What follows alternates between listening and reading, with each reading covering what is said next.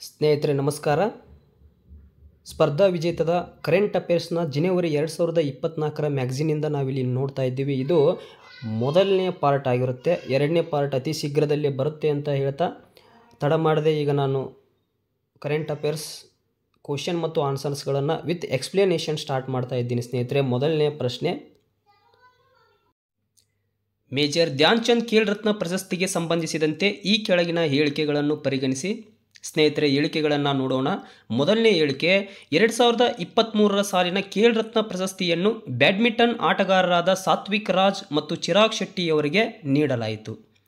ಎರಡನೇ ಹೇಳಿಕೆ, ಖೇಲ್ ರತ್ನ ಪ್ರಶಸ್ತಿಯನ್ನು ಪಡೆದವರಿಗೆ ಮೆಡಲ್, ಸರ್ಟಿಫಿಕೇಟ್ ಮತ್ತು 25 ಲಕ್ಷ ರೂಪಾಯಿ ಮೊತ್ತವನ್ನು ಬಹುಮಾನವಾಗಿ ನೀಡುತ್ತಾರೆ.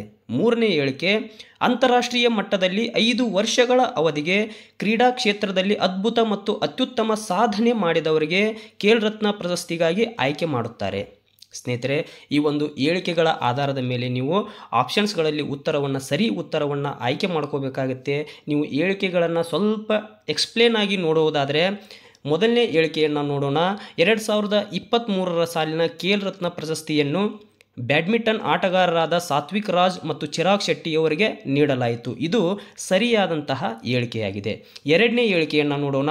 ಖೇಲ್ ರತ್ನ ಪ್ರಶಸ್ತಿಯನ್ನು ಪಡೆದವರಿಗೆ ಮೆಡಲ್, ಸರ್ಟಿಫಿಕೇಟ್ ಮತ್ತು 25 ಲಕ್ಷ ರೂಪಾಯಿ ಮೊತ್ತವನ್ನು ಬಹುಮಾನವಾಗಿ ನೀಡುತ್ತಾರೆ. ಇದು ಕೂಡ ಸರಿಯಾದಂತಹ ಹೇಳಿಕೆಯಾಗಿದೆ. ಅದೇ ರೀತಿಯಾಗಿ ಮೂರನೇ ಹೇಳಿಕೆಯನ್ನು ನೋಡುವುದಾದರೆ, ಅಂತಾರಾಷ್ಟ್ರೀಯ ಮಟ್ಟದಲ್ಲಿ 5 ವರ್ಷಗಳ ಅವಧಿಗೆ, ಸ್ನೇಹಿತರೆ ಇದು 5 ವರ್ಷಗಳ ಅವಧಿಗೆ ಆಗಬಾರ್ದಾಗಿತ್ತು. ಇಲ್ಲಿ 4 ವರ್ಷಗಳ ಅವಧಿಗೆ, ಅಂದರೆ ಅಂತಾರಾಷ್ಟ್ರೀಯ ಮಟ್ಟದಲ್ಲಿ 4 ವರ್ಷಗಳ ಅವಧಿಗೆ ಕ್ರೀಡಾ ಕ್ಷೇತ್ರದಲ್ಲಿ ಅದ್ಭುತ ಮತ್ತು ಅತ್ಯುತ್ತಮ ಸಾಧನೆ ಮಾಡಿದವರಿಗೆ ಖೇಲ್ ರತ್ನ ಪ್ರಶಸ್ತಿಗಾಗಿ ಆಯ್ಕೆ ಮಾಡ್ತಾರೆ ಅಂತ ಆಗಬೇಕಾಗಿತ್ತು. ಇದು 5 ವರ್ಷಗಳ ಅವಧಿಗೆ ಅಲ್ಲ, 4 ವರ್ಷಗಳ ಅವಧಿಗೆ. ಆದ್ದರಿಂದ ಆಯ್ಕೆಗಳಲ್ಲಿ ಆಪ್ಷನ್ ಸಿ ಸರಿಯಾದಂತಹ ಹೇಳಿಕೆಯಾಗಿದೆ, ಆಪ್ಷನ್ ಆಗಿದೆ. ಮುಂದಿನ ಪ್ರಶ್ನೆಯನ್ನು ನೋಡ್ಬೋದು. FIH ಹಾಕಿ ಸ್ಟಾರ್ ಅವಾರ್ಡ್ ವರ್ಷದ ಮಹಿಳಾ ಗೋಲ್ ಕೀಪರ್ ಅವಾರ್ಡ್ಗೆ ಯಾರು ಆಯ್ಕೆಯಾಗಿದ್ದಾರೆ? ಸ್ನೇಹಿತರೆ, ನೀವು ಉತ್ತರವನ್ನು ನೋಡೋದಕ್ಕಿಂತ ಮುಂಚೆ FIH ಅಂದ್ರೇನು, ಅದರ ಸ್ಥಾಪನೆ, ಕೇಂದ್ರ ಸ್ಥಳ ಮತ್ತು ಸ್ಥಾಪಕ CEO ಅವರನ್ನು ಸ್ವಲ್ಪ ಸಂಕ್ಷಿಪ್ತವಾಗಿ ಮಾಹಿತಿಯನ್ನು ಪಡ್ಕೊಂಡ್ಬಿಡೋಣ. FIH ಅಂತ ಅಂದರೆ ಇಂಟರ್ನ್ಯಾಷನಲ್ ಫೆಡರೇಷನ್ ಆಫ್ ಹಾಕಿ. ಇದರ ಸ್ಥಾಪನೆ 7 ಜನವರಿ 1924 ಇಂದಿಗೆ ಇದರ ಸ್ಥಾಪನೆಯಾಗಿ 100 ವರ್ಷಗಳ ಒಂದು ಅಮೃತ ಮಹೋತ್ಸವವನ್ನು ಕೂಡ FIH ಆಚರಿಸಿಕೊಳ್ತು. ಇದರ ಕೇಂದ್ರ ಸ್ಥಳ ಸ್ವಿಟ್ಜರ್ಲ್ಯಾಂಡಿನ ಲಾಸನ್ನೆಯಲ್ಲಿದೆ. ಸ್ಥಾಪಕರು ಯಾರು ಅಂತಂದರೆ ಫಾಲ್ ಲೆಯೋಟಿ. ಇದರ CEO ಥಿಯರಿ ವೇಲ್ ರವರು FIHನ CEO ಆಗಿದ್ದಾರೆ. ಅದೇ ರೀತಿಯಾಗಿ ಈ ಒಂದು ಪ್ರಶ್ನೆಗೆ ಉತ್ತರವನ್ನು ನೋಡುವುದಾದರೆ ಇದಕ್ಕೆ ಸರಿಯಾದಂತಹ ಉತ್ತರ ಯಾವುದು ಅಂತಂದರೆ FIH ಹಾಕಿ ಸ್ಟಾರ್ ಅವಾರ್ಡ್ ವರ್ಷದ ಮಹಿಳಾ ಗೋಲ್ ಕೀಪರ್ ಅವಾರ್ಡ್ಗೆ ಸವಿತಾ ಪೂನಿಯಾರವರು, ಹರಿಯಾಣದ ಸವಿತಾ ಪೂನಿಯಾರವರು FIH ಹಾಕಿ ಗೋಲ್ ಕೀಪರ್ ಅವಾರ್ಡ್ಗೆ ಭಾಜನರಾಗಿದ್ದಾರೆ. ಅದೇ ರೀತಿಯಾಗಿ 2023 ಮೆನ್ಸ್ FIH ಹಾಕಿ ವರ್ಲ್ಡ್ ಕಪ್ ಬಗ್ಗೆ ನೋಡುವುದಾದರೆ 15th ಎಡಿಷನ್ನ ಹಾಕಿ ವರ್ಲ್ಡ್ ಕಪ್ ಅದು ಭಾರತದಲ್ಲಿ ನಡೆಯಿತು. ಒರಿಸ್ಸಾ ರಾಜ್ಯದ ಭುವನೇಶ್ವರ ಮತ್ತು ರೂರ್ಕೆಲಾ ಸ್ಟೇಡಿಯಂಗಳಲ್ಲಿ ಈ ಒಂದು FIH ವರ್ಲ್ಡ್ ಕಪ್ ನಡೆಯಿತು. ಹಾಕಿ ವರ್ಲ್ಡ್ ಕಪ್ ನಡೆಯಿತು.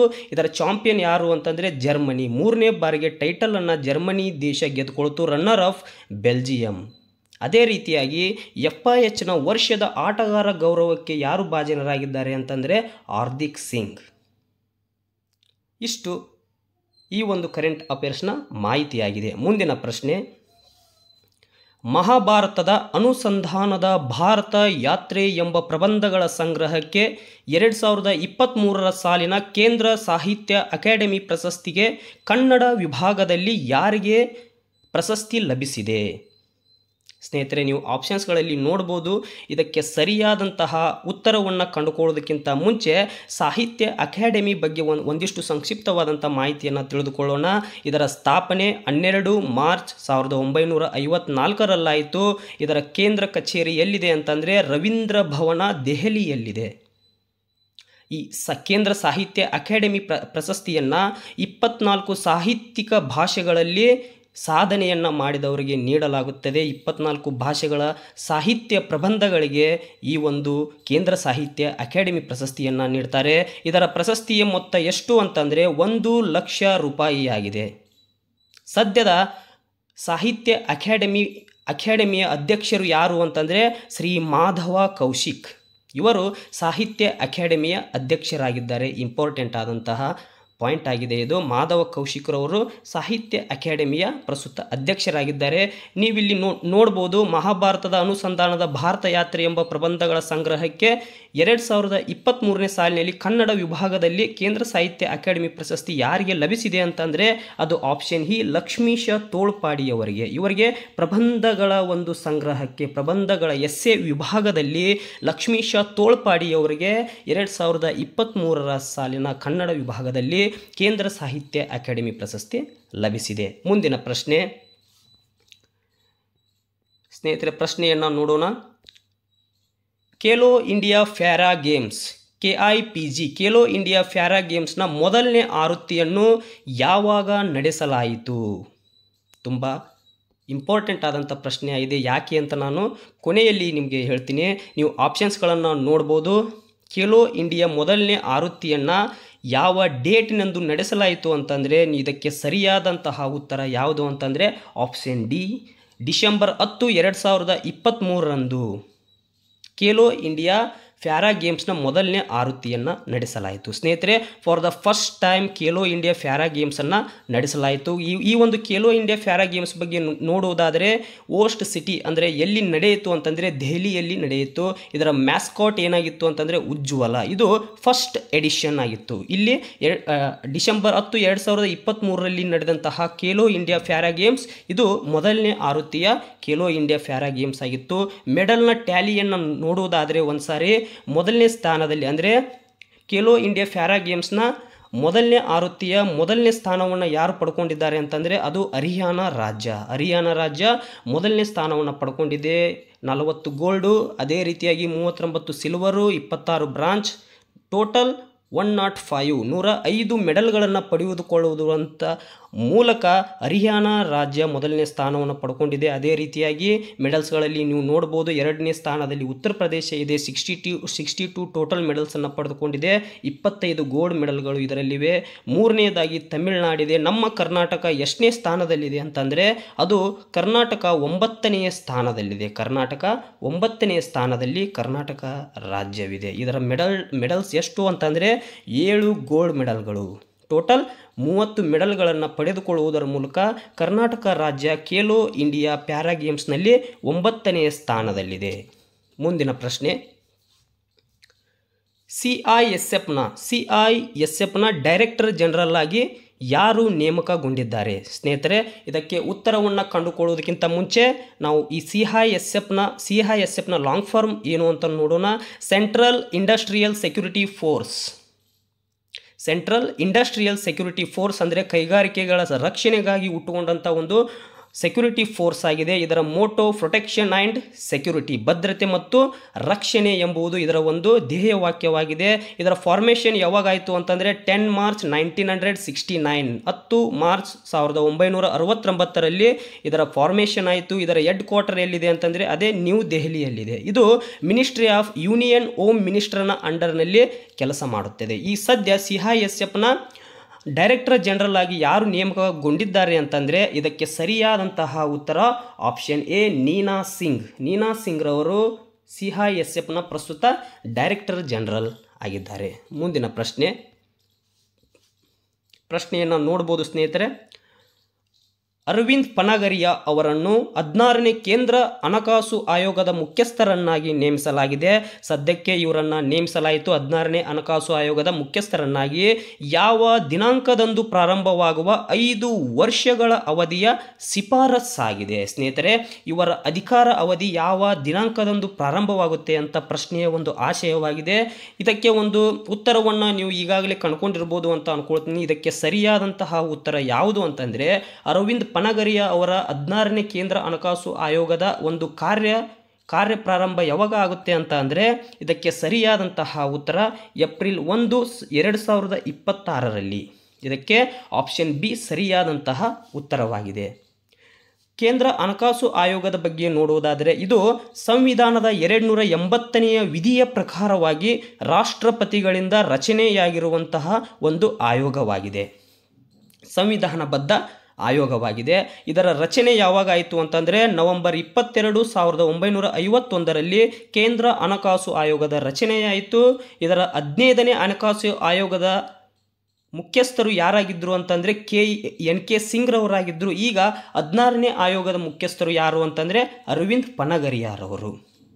ಮುಂದೆ ಕೇಂದ್ರ ಹಣಕಾಸು ಆಯೋಗದ ಕಾರ್ಯಗಳ ಬಗ್ಗೆ ನೋಡುವುದಾದರೆ ಈ ಕೇಂದ್ರ ಮತ್ತು ರಾಜ್ಯ ಸರ್ಕಾರಗಳ ನಡುವೆ ತೆರಿಗೆಯ ವಿತರಣೆಯ ಬಗ್ಗೆ ರಾಷ್ಟ್ರಪತಿಗಳಿಗೆ ಶಿಫಾರಸನ್ನು ಸಲ್ಲಿಸುವುದು ಇದರ ಪ್ರಮುಖವಾದಂತಹ ಕಾರ್ಯವಾಗಿರುತ್ತೆ. ಮತ್ತೊಂದು ಸಾರಿ ಹೇಳ್ತೀನಿ, ಕೇಂದ್ರ ಮತ್ತು ರಾಜ್ಯ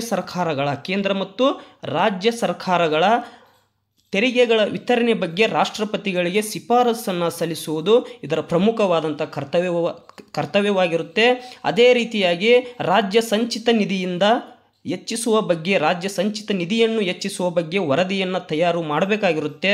ಮೂರನೇದಾಗಿ ರಾಷ್ಟ್ರಪತಿಗಳು ಸೂಚಿಸುವ ಆರ್ಥಿಕ ವಿಷಯಗಳ ಬಗ್ಗೆ ಕಾರ್ಯವನ್ನು ಮಾಡಬೇಕಾಗಿರುತ್ತೆ. ಇಷ್ಟು ಕೇಂದ್ರ ಹಣಕಾಸು ಆಯೋಗದ ಒಂದು ಕಾರ್ಯಗಳಾಗಿವೆ. ಮುಂದಿನ ಪ್ರಶ್ನೆಯನ್ನು ನೀವು ನೋಡ್ಬೋದು. 81ನೇ ಗೋಲ್ಡನ್ ಗ್ಲೋಬ್ ಅವಾರ್ಡ್ನಲ್ಲಿ ಯಾವ ಚಲನಚಿತ್ರಕ್ಕೆ 2024ರ ಬೆಸ್ಟ್ ಡ್ರಾಮಾ ಪಿಕ್ಚರ್ ಅವಾರ್ಡ್ ಲಭಿಸಿದೆ? ಸ್ನೇಹಿತರೆ, ನೀವು ಆಪ್ಷನ್ಸ್ಗಳಲ್ಲಿ ನೋಡ್ಬೋದು. ಇದಕ್ಕೆ ಸರಿಯಾದಂತಹ ಉತ್ತರ ಆಪ್ಷನ್ ಸಿ, ಓಪನ್ ನೇಮರ್ ಚಲನಚಿತ್ರಕ್ಕೆ 81ನೇಯ ಅಮೆರಿಕಾದಲ್ಲಿ ನಡೆದಂತಹ 81ನೇಯ ಗೋಲ್ಡನ್ ಗ್ಲೋಬ್ ಅವಾರ್ಡ್ನಲ್ಲಿ ಬೆಸ್ಟ್ ಡ್ರಾಮಾ ಪಿಕ್ಚರ್ ಅವಾರ್ಡ್ ಲಭಿಸಿದೆ. ಅದೇ ರೀತಿಯಾಗಿ ಬೆಸ್ಟ್ ಆ್ಯಕ್ಟರ್ ಯಾರಿಗೆ ಸಿಕ್ಕಿತ್ತು ಅಂತಂದರೆ winner Cillian Murphy, film Oppenheimer. Best actress award Lily Gladstone, Killers of the Flower Moon ಫಿಲ್ಮ್ಗೆ ಇವರಿಗೆ ಸಿಕ್ತು. ಅದೇ ರೀತಿಯಾಗಿ ಇಂಪಾರ್ಟೆಂಟ್ ಆದಂಥ ಒಂದು ಮಾಹಿತಿ ಅಂತಂದರೆ 2023ರ 80ನೇ ಗೋಲ್ಡನ್ ಗ್ಲೋಬ್ ಅವಾರ್ಡ್ನಲ್ಲಿ RRR ಮೂವಿಯ ನಾಟು ಗೀತೆಗೆ ಗೋಲ್ಡನ್ ಗ್ಲೋಬ್ ಅವಾರ್ಡ್ ಪ್ರಶಸ್ತಿ ಲಭಿಸಿತು. ಇದು ಭಾರತದ ಮತ್ತು ಏಷ್ಯಾದಲ್ಲಿಯೇ ಮೊದಲ ಗೀತೆಯಾಗಿದೆ. ಗೋಲ್ಡನ್ ಗ್ಲೋಬ್ ಅವಾರ್ಡನ್ನು ಪಡೆದುಕೊಂಡಂತಹ ಏಷ್ಯಾದಲ್ಲಿಯೇ ಮೊದಲನೇ ಗೀತೆ ನಾಟು ಗೀತೆಯಾಗಿದೆ. ಮುಂದಿನ ಪ್ರಶ್ನೆ, ಎಕ್ಸ್ಪೋಸ್ಯಾಟ್ ಮಿಷನ್ಗೆ ಸಂಬಂಧಿಸಿದಂತೆ ಈ ಕೆಳಗಿನ ಹೇಳಿಕೆಗಳನ್ನು ಪರಿಗಣಿಸಿ ಹೇಳಿಕೆಗಳನ್ನು ನೋಡೋಣ.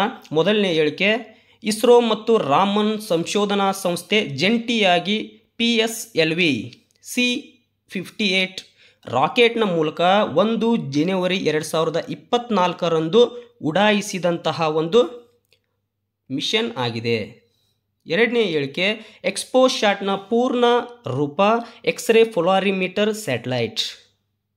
ಮೂರನೇ ಹೇಳಿಕೆ, ಜಗತ್ತಿನಲ್ಲಿಯೇ ಎಕ್ಸ್ಪೋಸ್ಯಾಟನ್ನು ಉಡಾಯಿಸಿದ ಮೊದಲನೇ ದೇಶ ಭಾರತವಾಗಿದೆ. ಸ್ನೇಹಿತರೆ, ನೀವು ಆಪ್ಷನ್ಸ್ಗಳನ್ನು ನೋಡ್ಬೋದು. ಸ್ನೇಹಿತರೆ, ಈ ಹೇಳಿಕೆಗಳ ಆಧಾರದ ಮೇಲೆ ಆಪ್ಷನ್ಸ್ಗಳನ್ನು ಆಯ್ಕೆ ಮಾಡ್ಕೋಬೇಕಾಗಿರುತ್ತೆ. ನಾವು ಆಪ್ಷನ್ಸ್ಗಳನ್ನು ಸ್ವಲ್ಪ ಎಕ್ಸ್ಪ್ಲೇನ್ ಮಾಡಿ ನೋಡುವುದಾದರೆ, ಇಸ್ರೋ ಮತ್ತು ರಾಮನ್ ಸಂಶೋಧನಾ ಸಂಸ್ಥೆ ಜಂಟಿಯಾಗಿ PSLV C-8 ರಾಕೆಟ್ನ ಮೂಲಕ 1 ಜನವರಿ 2024 ಇಂಪಾರ್ಟೆಂಟ್ ಆದಂತಹ ಎಕ್ಸಾಮ್ನಲ್ಲಿ ಕೇಳುವಂಥ ಒಂದು ಡೇಟ್ನ ಮಾಹಿತಿಯಾಗಿದೆ.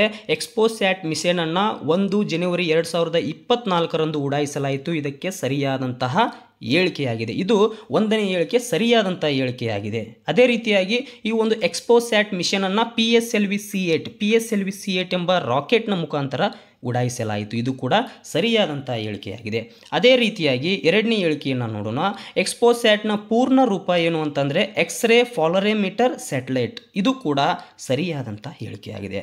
ಮೂರನೇ ಹೇಳಿಕೆಯನ್ನು ನೋಡುವುದಾದರೆ, ಜಗತ್ತಿನಲ್ಲಿಯೇ ಎಕ್ಸ್ಪೋಸ್ಯಾಟನ್ನು ಉಡಾಯಿಸಿದ ಮೊದಲನೇ ದೇಶ ಭಾರತ. ಸ್ನೇಹಿತರೆ, ಇಲ್ಲೇ ತಪ್ಪಾದಂಥ ಹೇಳಿಕೆ, ಈ ಮೂರನೇ ಹೇಳಿಕೆ ತಪ್ಪಾದಂಥ ಹೇಳಿಕೆಯಾಗಿದೆ. ಯಾಕೆ ಅಂತಂದರೆ, ಜಗತ್ತಿನಲ್ಲಿಯೇ ಎಕ್ಸ್ಪೋಸ್ಯಾಟನ್ನು ಉಡಾಯಿಸಿದ ಮೊದಲನೇ ದೇಶ ಯಾವುದು ಅಂತಂದರೆ ಅದು ಅಮೇರಿಕಾ. ಭಾರತ ಎರಡನೇ ದೇಶವಾಗಿದೆ. ಎಕ್ಸ್ಪೋಸ್ಯಾಟನ್ನು ಉಡಾಯಿಸಿದಂತಹ ಎರಡನೇ ದೇಶ ಭಾರತವಾಗಿದೆ. ಮೊದಲನೇ ದೇಶ ಅಮೇರಿಕಾದ ನಾಸಾ.